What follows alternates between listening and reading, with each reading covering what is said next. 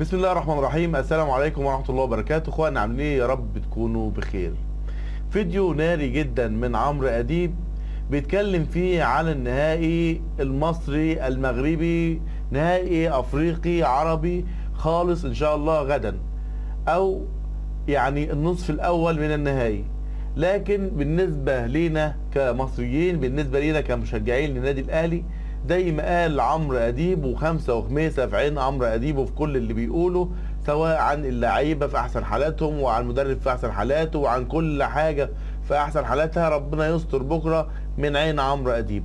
لكن نتفق مع عمرو اديب ان بكرة مباراة فاصلة، بكرة مباراة مهمة جدا للنادي الاهلي.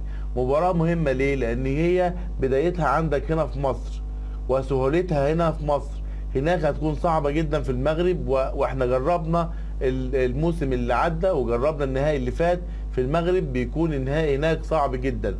لو عايزين نسهله على نفسنا لازم نخلصه هنا، نخلصه هنا من مصر، نفوز بنتيجة كويسة، نفوز بنتيجة كبيرة، نفوز بنتيجة تطمنا في المرحلة الجاية او في المباراة اللي جاية، بحيث ان احنا ان شاء الله نطلع من هنا من مصر على المغرب واحنا رايحين نجيب الكاس، واحنا رايحين مطمنين بنسبة كبيرة جدا ان احنا خدنا الكاس هنا من مصر.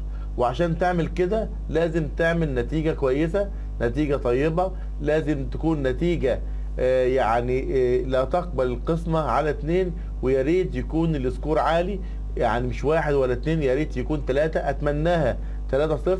اهم حاجة واهم من النتيجة ان انت تدخل اجوان وما يخشش فيك اجوان، لان انت لو جبت جونين ودخل فيك جون العملية هتكون باظت جدا. وان شاء الله مباراة بكرة مباراة تسعد كل جمهور الاهلاوي. اشكركم والسلام عليكم ورحمة الله وبركاته.